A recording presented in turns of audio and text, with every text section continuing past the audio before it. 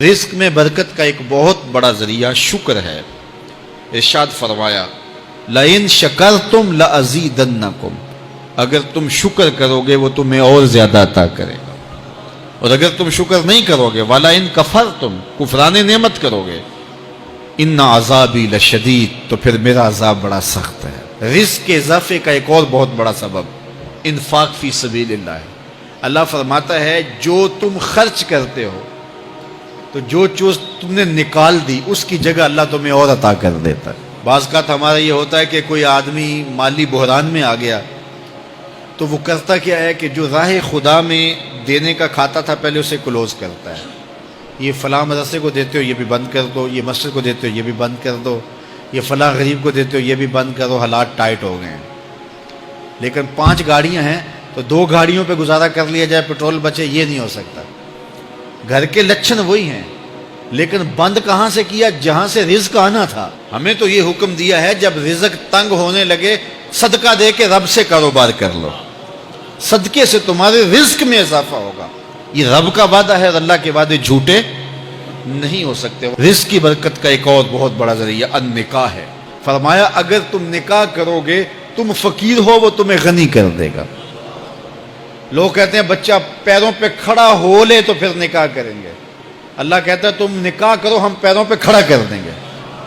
ہمارا فلسفہ اپنا ہے، اس کا حکم اپنا ہے۔ وہ کہتا ہے ابھی تو یہ اپنے لیے نہیں کماتا تو جو آئے گی اس کو کہاں سے کھلائے گا؟ میاں جس نے آنا ہے اس نے اپنا رزق لے کے آنا ہے۔ تو بچوں کی شادیاں کرو، اگر وہ جوان ہو گئے رزق نصیب ہوگا۔ اپنے اہل خانہ کو نماز کے حکم دینے سے رزق بڑھتا ہے، کیونکہ جو صبح کا وقت ہوتا ہے یہ رزق کے بٹنے کا وقت ہوتا ہے، اور جس گھر میں صبح کے وقت لوگ سوئے ہوئے ہوتے ہیں وہاں بے برکتیاں ہوتی ہیں۔ تو طلوع فجر سے لے کر کے طلوع آفتاب تک اپنی اولاد کو، بیوی کو، بچوں کو نہ سونے دیں۔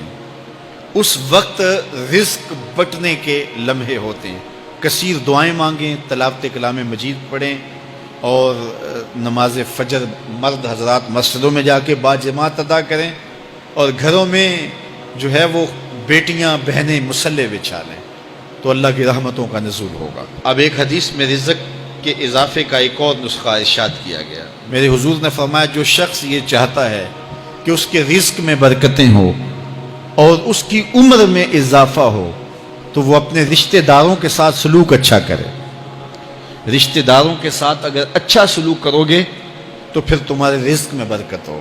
غریب ہیں تو ان کی مدد کرو، ان کی بیٹیوں کی شادیاں اپنے ذمے لے لو اگر اللہ نے آپ کو وسعت دی ہے، ان کی پریشانیاں بانٹ لو، ان کا قرضہ ہے تو اتارنے کی کوشش کرو، ان کو مشکلات سے نکالنے کی کوشش کرو۔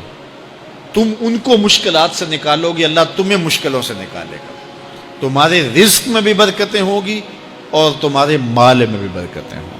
فرمایا بہتر صدقہ وہ ہے جو ناراض غریب رشتہ دار کو دیا جائے۔ اگر وہ پھنس گیا ہے، مجبور ہے، ناراض ہے، تو اس کو اگر دیں گے تمہارا نفس اس میں شامل نہیں ہوگا، تو یہ افضل صدقہ ہے جو ہر صورت میں قبول ہی قبول ہے۔ رزق کے اضافے کا ایک اور سبب الاحسان الی الضعفاء، جو کمزور لوگ ہیں ان کے ساتھ اس نے سلوک کرنا۔ الانفاق علی طلبۃ العلم، طالب علموں پہ خرچ کرنا، یہ بھی رزق میں اضافے کا سبب اور ذریعہ ہے۔ وہ حضرت بابا فرید نے کہا نا 6واں رکن دین کا روٹی ہے۔ گھر میں کچھ نہ ہو تو پھر نہ نماز اور نہ ہی دیگر امور کی لذت آتی ہے، تو یہ رزق فراواں اور وسیع اور مبارک نصیب کر دے اللہ۔ تو اس کے لیے ایک اور وظیفہ میں دیتا ہوں، اور وہ یہ کہ مغرب کے بعد 21 مرتبہ سورۃ الکوثر پڑھ لیں، کثرت ہو جائے گی انشاءاللہ۔ اول خدوشی پڑھ لیں، 5-7 منٹ لگتے ہوں گے، تو سورہ کوثر 21 مرتبہ روزانہ مغرب کی نماز کے بعد پڑھیں۔ اور اگر بہت زیادہ مسائل ہیں تو ہر نماز کے بعد پڑھ لیں، تو انشاءاللہ آپ دیکھیں گے کہ گھر میں برکتیں اترتی محسوس ہوں گی، انوار کا نزول ہوتے محسوس کریں گے۔ تو یہ وہ رزق کے اسباب ہیں، اگر ہم اختیار کر لیں تو ہم اللہ کی خاص رحمتوں کے حقدار ہوں گے۔ اللہ ہم سب کو رزق حلال، رزق وسیع، رزق سہل، رزق مبارک، رزق فراواں نصیب فرمائے۔